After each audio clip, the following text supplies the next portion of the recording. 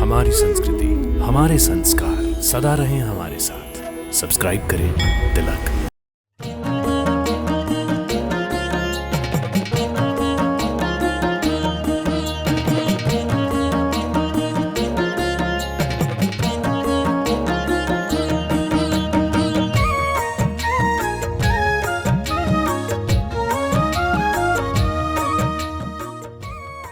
हर हर महादेव। आप सभी का हमारे यात्रा कार्यक्रम दर्शन में हार्दिक अभिनंदन।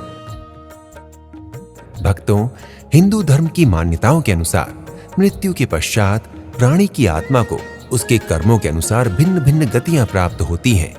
अच्छे कर्म उसे स्वर्ग प्रदान करते हैं और बुरे कर्म नरक। कर्मों के अनुसार ही आत्मा को पुनर्जन्म भी प्राप्त होता है, किंतु आत्मा के लिए सर्वोच्च गति मोक्ष को माना गया है। मोक्ष एक ऐसी स्थिति है जिसमें आत्मा संसार तथा सांसारिक सुख दुख से पूरी तरह मुक्त होकर सदा के लिए परमेश्वर के श्री चरणों में स्थित हो जाती है। फिर उसे बार बार संसार में जन्म लेकर मरण तक के सुख दुख नहीं भोगने पड़ते। पशु पक्षियों को तो मोक्ष का ज्ञान नहीं है, किंतु जो इंसान इस सत्य को जानता है वो ये चाहता है कि उसकी आत्मा मोक्ष को प्राप्त कर सके, लेकिन ये इतना आसान नहीं है।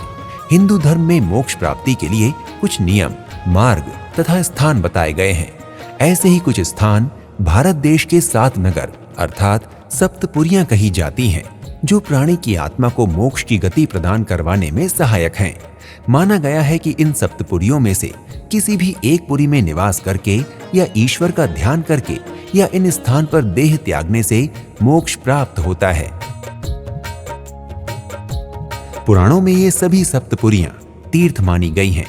वाराणसी में गंगा आरती का आरंभ सन 1991 में दशाश्वमेध घाट पर हुआ था और तभी से ये आरती निरंतर की जा रही है।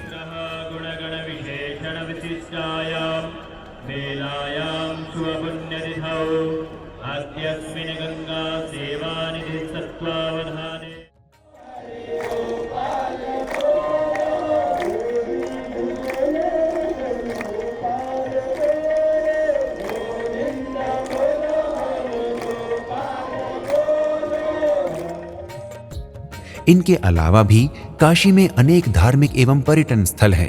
काशी विश्वनाथ मंदिर से कुछ ही दूरी पर काशी विशालाक्षी मंदिर है।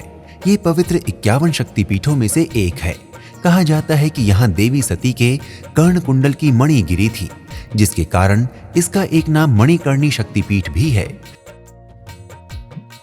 भक्तों, यदि आप भी काशी विश्वनाथ महादेव के दर्शन करना चाहते हैं, मां विशालाक्षी का आशीर्वाद प्राप्त कर इस काशी नगरी के दर्शन कर आत्मा का कल्याण एवं मोक्ष प्राप्ति करना चाहते हैं, तो शीघ्र ही अपनी सप्तपुरी काशी की यात्रा का शुभारंभ करें।